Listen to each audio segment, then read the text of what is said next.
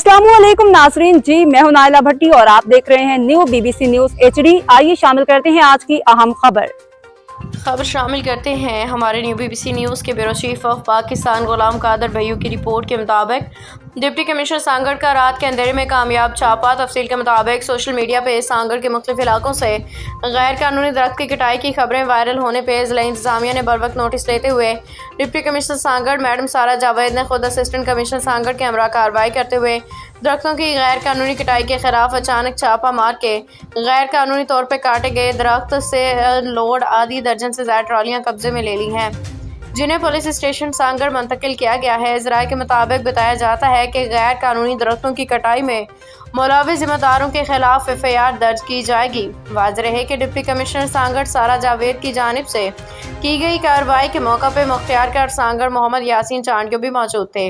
Deputy commissioner Sanghar की जानिब से गैर कानूनी दरख्तों की कटाई पर नोटिस लेके कार्रवाई करने पर जिला सांगड़ के मुख्तलिफ शोबा ज़िंदगी से ताल्लुक़ रखने वाली शख्सियात ने इस कार्रवाई को काबिल सिताइश करार देते हुए इसे तसलसल के साथ जारी रखने का मशवरा दिया है। अब तक के लिए इतना ही। मज़ीद खबरों और अपडेट्स के लिए देखते रहें न्यू BBC न्यूज HD।